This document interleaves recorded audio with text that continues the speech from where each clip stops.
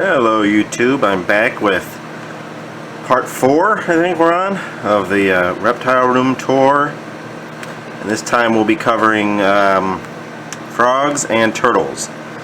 Alright, so starting off, we got 2 African bullfrogs there, and then next tank over,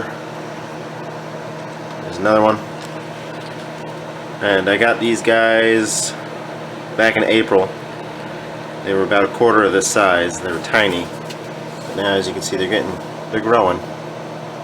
This one's a little bit bigger than the other one, but the other one's catching up.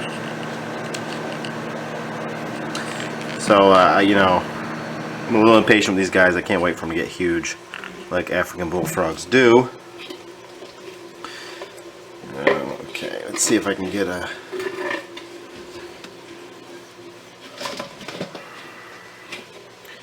see if I can do a feeding here.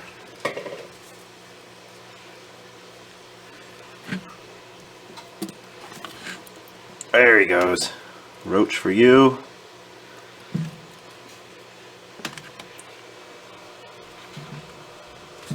And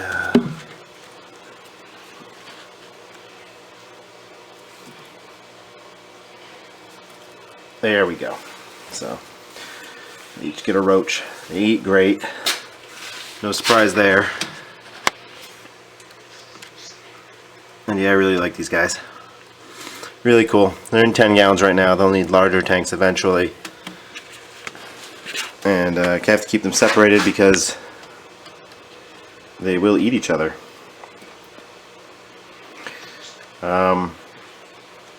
Let's see. Not much else to say about these guys, I suppose. Setups are pretty minimalistic, but they seem alright, and they'll have better setup someday, bigger tanks, but they don't do much aside from eat and sit in their water dishes. They like to crap in their water dishes. I have to constantly change them. Alright, so moving on down.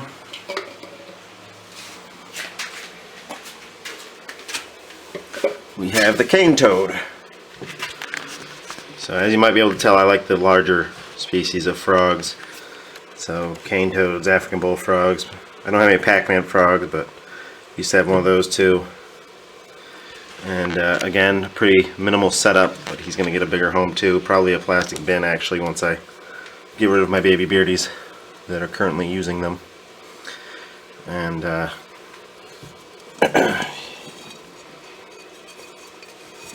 there he is. He's getting big.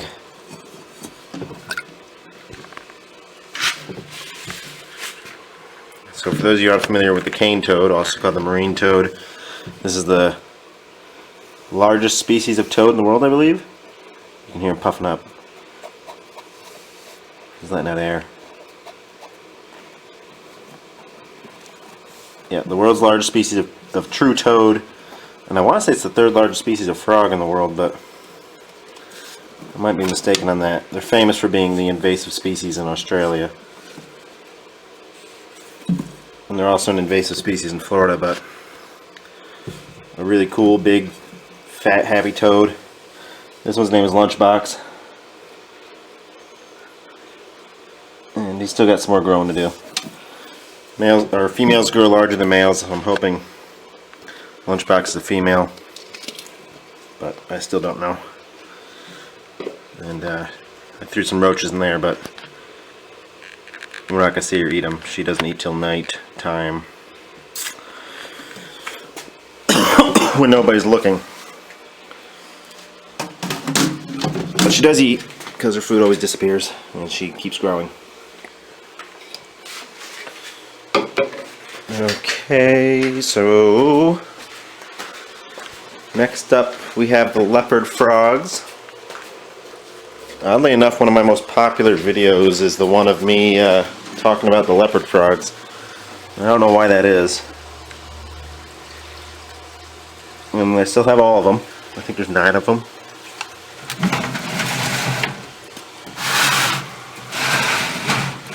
And let's see, since the last time I had them in a video, I've cleaned out the tank, although it could use it again already, the glass anyway.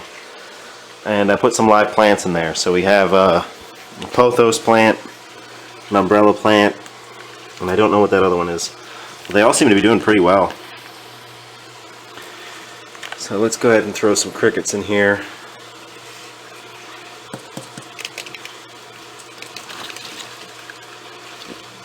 Yeah, look at them go. It's a lot of fun watching these guys eat.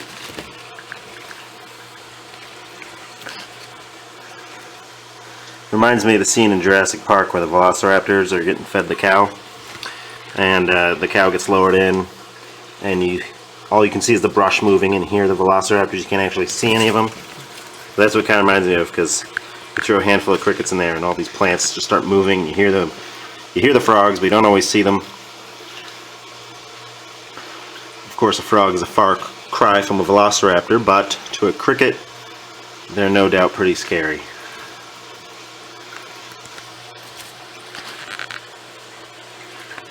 So these are southern leopard frogs that I got at PetSmart, that came in accidentally with a feeder fish shipment.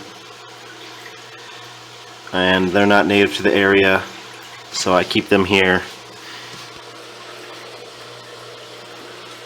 Let's see if we can see that one and get one.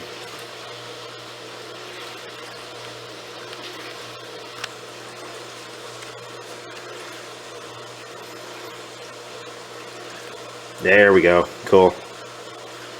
Oh, there's another one right there too. Oh, that's one of the big ones. One of the big females. Haven't heard them sing in a while. They must know that fall's coming, even though it's pretty warm down here.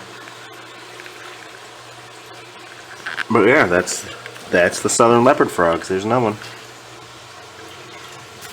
It's a lot of fun having these guys, especially in the dead of winter. You can just come down here and watch the frogs and be reminded that spring is indeed on the way. And they can jump real high. I had one escape once. Didn't even know it escaped. I just saw it bouncing across the floor one day. So I gotta be very careful when I'm working in here.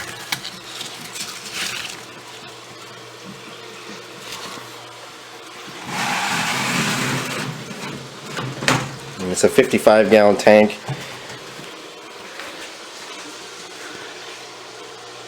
There's a couple in the water over here. I'd like to get a filter in a little pool one of these days. I used to have a wad of Java moss, but it died off. Okay. Also, we have 2 green tree frogs.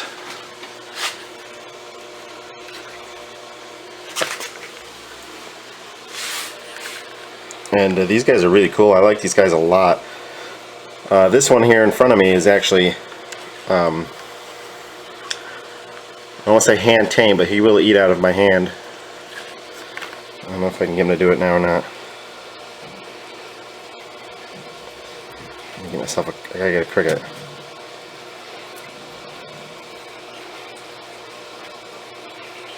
There we go. And he also sings. I don't know if I've heard the other one sing. The other one might be a female. But yeah, he sings, especially when he hears like the washing machine going or any kind of loud rhythmic noise. And sometimes just after it rains or whatever outside. They seem to know when the weather's changing. I'll throw some more crickets down there.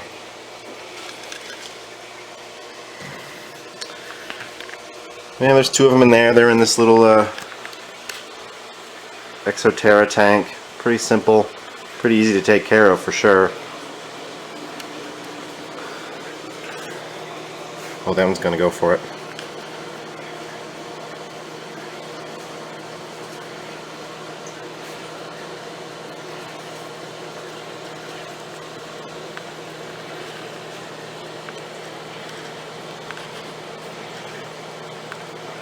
Green tree frogs, Hyla cinerea, from the southeastern United States.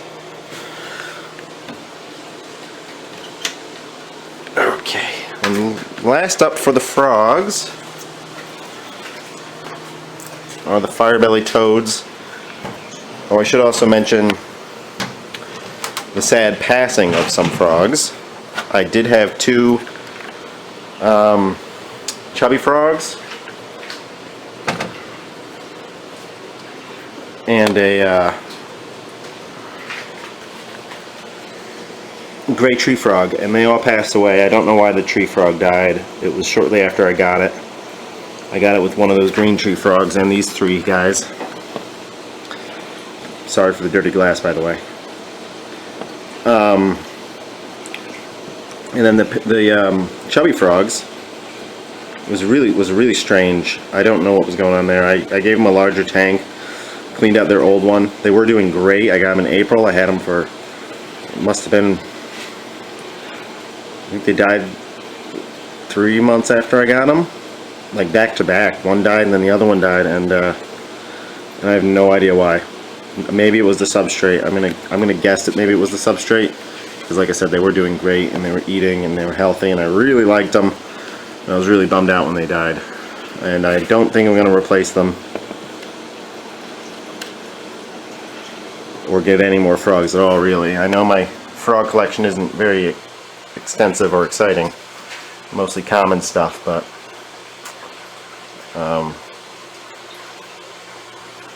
I'm fine with them. I like them. And you can see the pothos in there is really taking off. That is some powerful stuff growing in there. I need to add more water, but it's not that bad. They can still climb in and out. And they're always climbing up these leaves and through the plant and everything. It's kind of a nice little setup. And there's 2 males and a female in there, so I feel a little bit bad for her. And you can hear them singing most nights. It's just like a soft little barking noise. I wouldn't even know. You wouldn't even know it was a frog if you didn't know where it was coming from. Okay. So yeah, there's the Fire-Bellied Toads. And now we'll do the turtles. There's Raphael, red-eared slider. I have a video all about him, but it only has like 7 views, so I guess nobody's been watching it. But I've had him for 25 years. He's my oldest animal. I got him, I think it was 1992, I want to say. And he's already an adult, so I have no idea how old he actually is. But he's in a 75-gallon tank. He's got you know, his floating dock, a couple of lights, UVB, heat, and then this really crappy Marineland filter, canister filter that, I shouldn't say it's crappy, it cleans the water well enough, but it's loud.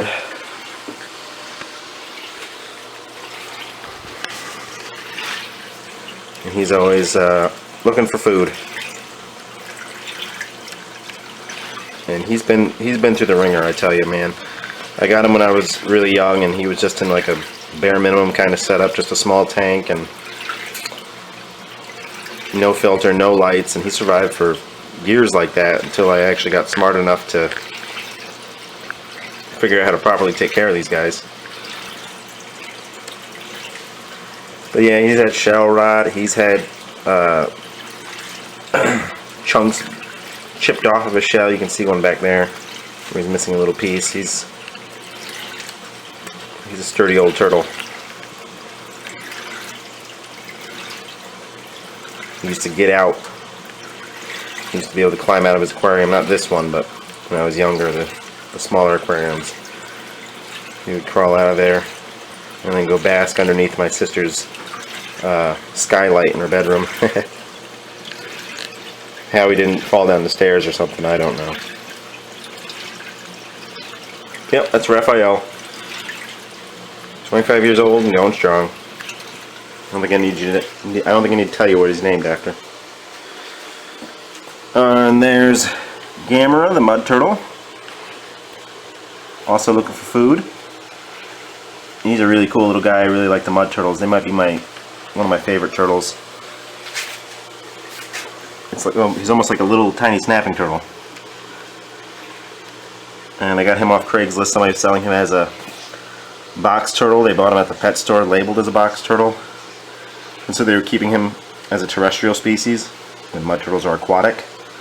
And they didn't know why he wasn't eating. Well, he would eat, but only in his water dish. So they decided to get rid of him, and that's when I got him, because I had been looking for a mud turtle for a long time.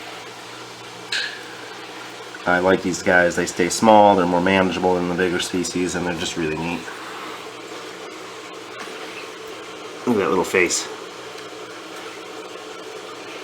And I got a video about him too, a whole long video about him, so you can check that out if you want to see more of Gamera.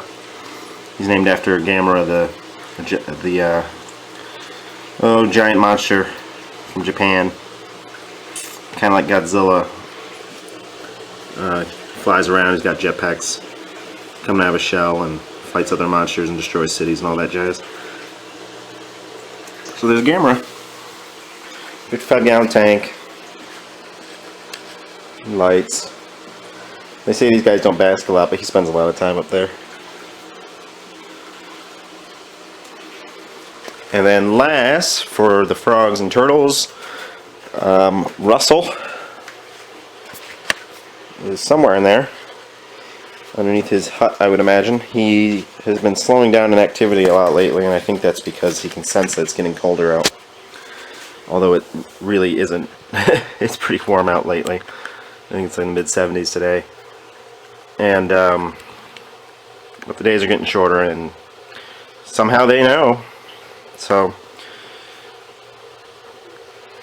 it's, I hate to disturb them.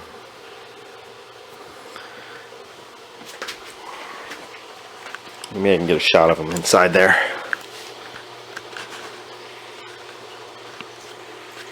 I can just see, like, his leg. Alright, I'm sorry, pal, but your fans await you.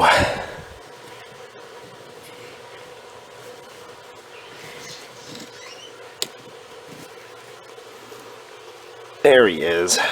Sorry, Russ. He still comes out to eat and then bask. But it's probably only a matter of time before he decides he wants to hibernate, which I'd prefer he actually not do because I don't have any experience with that sort of thing. Hibernating turtles. So we'll see what happens. Last year he was inactive for about 3 months, but I kept a close eye on him.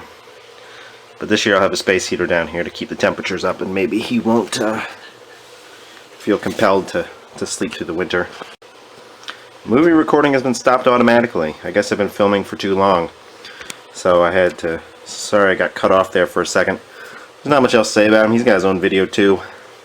We only had him for about a little over a year. Got him last summer in June. There's his light set up. He didn't get much outside time this summer, and I'm kind of bummed about it. I really need to set up an outdoor enclosure for him. And I've contemplated getting a female Russian tortoise. I actually just finished reading a book about Russian tortoises, and maybe trying some captive breeding on these guys. I know a lot of them are imported from the wild, so captive breeding them seems like a noble cause. Oh yeah, there he goes. He's probably gonna go back into his hut. And I guess that about does it for this video, guys. Next, there's only one more video left to do, and that'll be on the some of the other random animals I have around here. I have a tarantula, a hamster, a couple birds. Maybe I'll film the cats and dogs, but you guys probably don't care to see that. And let's see, so tomorrow's the reptile show. I've been really busy lately preparing for that. I'd like to go out herping at least one more time before it gets really cold out. I don't know if I will. But yeah, so I got the reptile show tomorrow. I'm going to sell off my babies. Hopefully they sell well. And then I'll probably bring something back home too, so you can expect an update video shortly. And until then, you know, take it easy, like, comment, subscribe, and all that, and I'll see you next time.